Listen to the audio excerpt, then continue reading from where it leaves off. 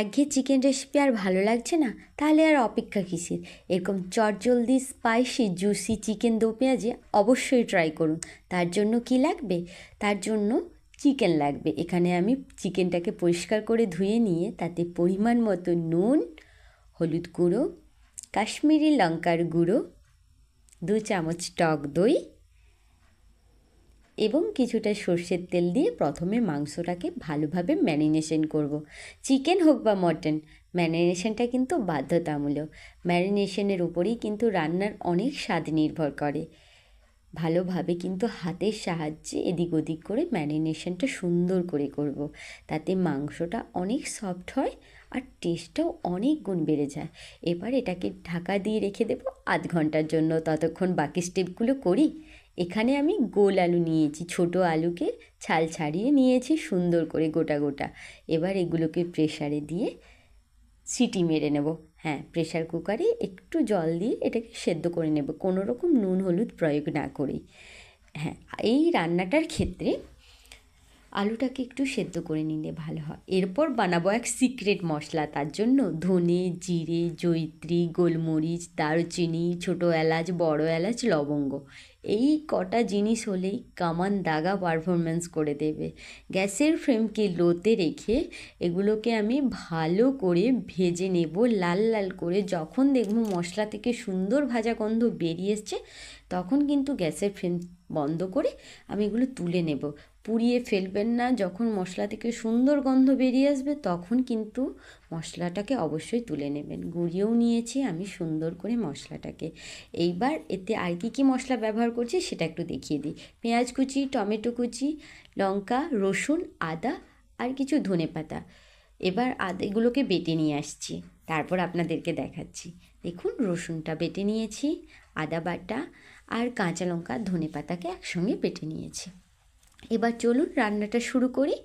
কড়াইটা গরম হয়ে গেছে, এতে দিয়ে দিলাম রিফাইন অয়েল। রিফাইন তেল দিয়ে রান্নাটা শুরু করব। প্রথমে কিছু মিহি করে কুচিয়ে রেখেছি পেঁয়াজ, সেই পেঁয়াজটাকে প্রথমে লাল করে বেরেস্তা করে ভেজে নেব। চিকেন দো পেঁয়াজা, তাই পেঁয়াজটা তো একটু ভিন্নভাবে ব্যবহার হবেই। পেঁয়াজটাকে লাল লাল করে ভেজে নেব, কিন্তু বেরেস্তা চুইয়ে ফেলবেন না, পুড়িয়ে ফেলবেন না। লালচি হয়ে গেলেই কিন্তু তুলে নেবে। সব পেঁয়াজ লালচি না হলেও যখন দেখবেন পেঁয়াজের লাল রং চলে এসেছে, হালকা ব্রাউন শেড চলে আসবে, তখন কিন্তু তুলে নেবেন। আর পেঁয়াজটাকে একটু ঝরঝরে তেলে ভাজবেন, তাহলেই ভালো হয়।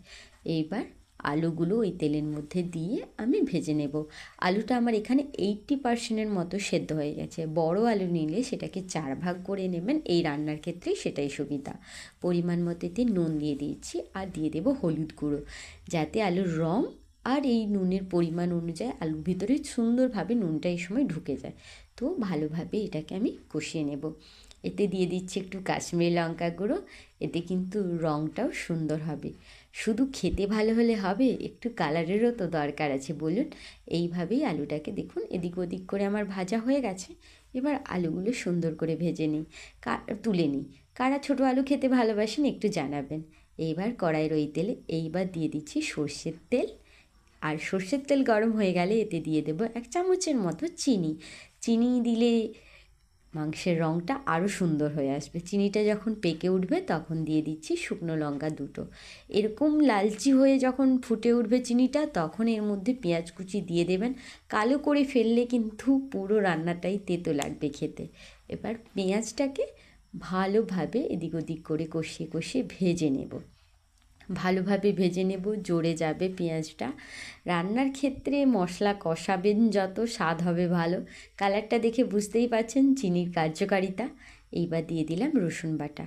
রসুন আদা একসঙ্গে দেবেন না এই রান্নায়। রসুনটা আগে দিয়ে পেঁয়াজের সঙ্গে ভালোভাবে ভেজে নিতে হবে, যাতে রসুনের কাঁচা গন্ধটা চলে যায়। এইবার দিয়ে দেবো এতে আদা বাটা আর কাঁচা লঙ্কা ধনেপাতার বাটাটা। ধনেপাতা বাটা দিলে রান্নার স্বাদটা একটু অন্যরকম তো হবেই, তাই না? তাই কষিয়ে নেব এবার সুন্দর করে। খুন্তি থামালে এখন চলবে না, ভালোভাবে খুন্তিটাকে নাড়তে থাকুন, কারণ আদা যদি নিচে চিটে যায় তাহলে কিন্তু তিতকুটি লাগবে আর প্রচণ্ড বাজে হবে রান্নাটা খেতে। এবার দিয়ে দিলাম টমেটো আর একটু নুন, যাতে মশলায় নুনের পরিমাণটা ঠিকঠাক হয়ে যায় এবং মশলা কষানোটা আমার খুব সুন্দর হয়। এইভাবে কিন্তু আস্তে আস্তে করে খুন্তি নাড়িয়ে নাড়িয়ে আমি কষিয়ে নিচ্ছি। টমেটোটা গলে যাওয়ার জন্য জল জল ভাব এসে গেছে, সুন্দরভাবে তেল ছেড়ে গেছে। এইবার এতে দিয়ে দেব আমি হলুদ গুঁড়ো, লঙ্কার গুঁড়ো, এখানে আমি পরিমাণ মতো লঙ্কার গুঁড়ো দিয়েছি, আপনারাও পরিমাণ মতো দেবেন। জিরে গুঁড়ো দিয়ে দিয়েছি।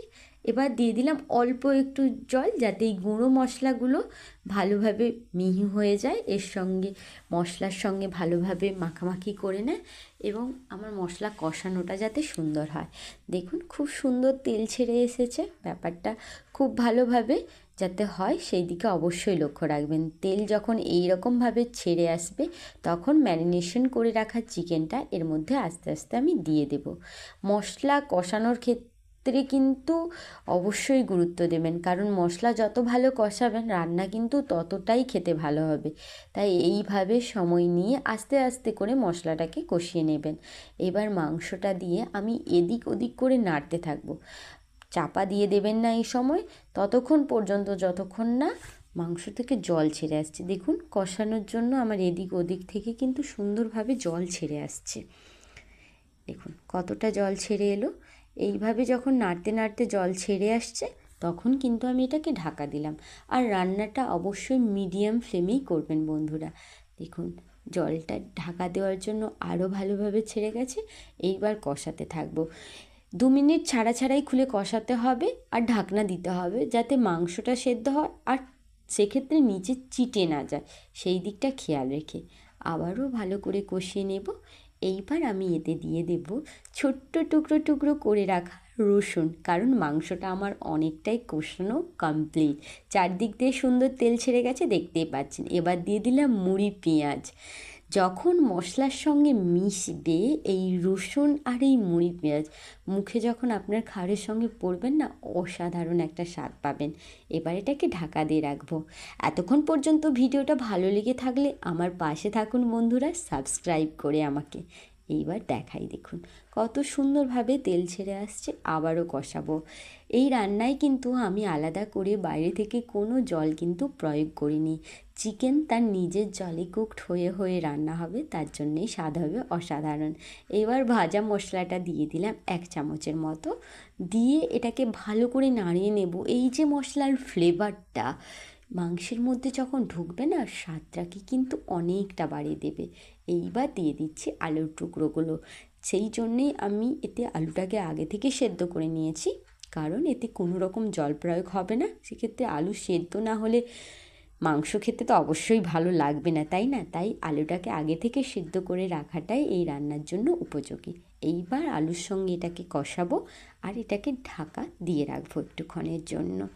তাহলে কষানোটা আরও ভালো হতে থাকবে। আলুটা যেটুকু সেদ্ধ হতে বাকি আছে সেটুকুটাও সেদ্ধ হয়ে যাবে। তো তোমরা এরকম আর কি কি রান্না আমার কাছে দেখতে চাও, সেটাও কিন্তু তোমরা আমাকে কমেন্ট বক্সে অবশ্যই জানাতে পারো। তোমাদেরকে খুলে দেখাই, দেখো কি সুন্দর করে জল তেল একসঙ্গে ছেড়ে আসছে। এইভাবেই কিন্তু ধিমি আঁচে ধীরে ধীরে এদিক ওদিক করতে করতে কিন্তু রান্নাটা আমার হয়ে যাবে। যেহেতু চিকেন ম্যারিনেশন হয়ে থাকলে দেখবে চিকেন কিন্তু খুব তাড়াতাড়ি রান্না হয়ে যায়, খুব বেশি সময় নেয় না। তাই রান্নাটা কিন্তু দেখতে এরকম মনে হলেও আপনাদের খুব চটজলদি হয়ে যাবে, খুব তাড়াতাড়ি হয়ে যাবে। একবার অবশ্যই বানিয়ে দেখবেন বন্ধুরা, মুখে লেগে থাকবে। এত সুন্দর হয় এই রান্নার স্বাদ। দেখছেন সুন্দরভাবে রান্নাটা আমার প্রায় কমপ্লিট হয়ে আসার পথে। সুন্দরভাবে চারদিক দিয়ে লাল করে তেল ছেড়ে গেছে, চিকেন পুরোপুরি সেদ্ধ, আলু প্রপারভাবে সেদ্ধ হয়ে গেছে, রান্না একদম কমপ্লিটের পথে। এইবার এর ওপর থেকে দিয়ে দিলাম ধনেপাতা কুচি, ভালোভাবে ছড়িয়ে দিয়েছি। এইবার দিয়ে দেব ভাজা মশলার বাকিটা, ভালোভাবে ছড়িয়ে দেব। দেখলেন খুব সহজে রান্নাটা হয়ে যাবে, খুব বেশি সময় কিন্তু লাগবে না, কিন্তু স্বাদ হবে দুর্দান্ত ফাটাফাটি।